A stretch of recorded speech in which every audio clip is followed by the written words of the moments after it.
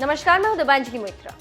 पिछले एक महीने से चल रही तनातनी का अंत और चीन की चालबाजी का खुलासा गलवान घाटी में 15 जून की रात को हुआ, जब चीन के सैनिकों ने भारत के सैनिकों पर धोखे से हमला कर दिया और हिंसक झड़प में 20 भारतीय जवान शहीद हो गए। चीन की इस करतूत से पूरा देश सकते में।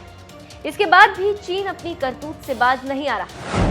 अब चीन के भोपू ग्लोबल टाइम्स ने सफेद झूठ बोलते हुए कहा है कि हाल ही में घटी घटना के लिए भारत जिम्मेदार है। भारत को इस गतिरोध के गंभीर परिणाम भुगतने पड़ सकते हैं।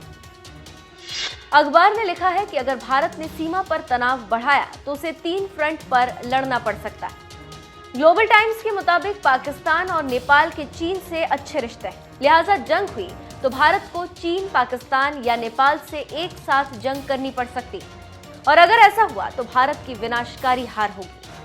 अखबार ने धमकी भरे लहजे में कहा है कि भारत ने अगर अपनी सेना को सीमा पर काबू में नहीं रखा तो उसे भारी कीमत चुकानी पड़ सकती। इस घटना की जांच होनी चाहिए।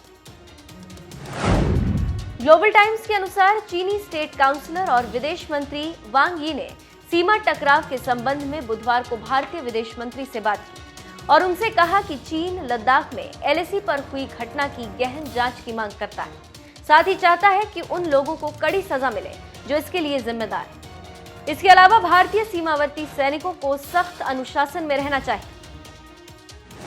ग्लोबल टाइम्स ने चीनी विश्लेषकों के हवाले से कहा है कि दोनों देशों के शीर्ष राजनयिकों की फोन पर हुई बातचीत के दौरान चीन ने तनाव को कम करने के प्रति अपनी ईमानदार इच्छा व्यक्त की। ये संदेश भी दिया कि चीन अपने सिद्धांतों की रक्षा के लिए प्रतिबद्ध है।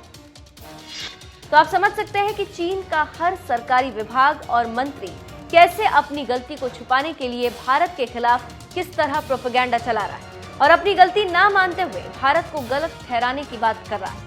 लेकिन यहाँ पर एक बात चीन और ग्लोबल टाइम्स को जान लेनी चाहिए कि अब भारत वो भारत नहीं, और अगर तुम हमारी सीमा में आए तो हम छोड़ेंगे नहीं, और इसका परिणाम 15 तारीख को देख चुके हो।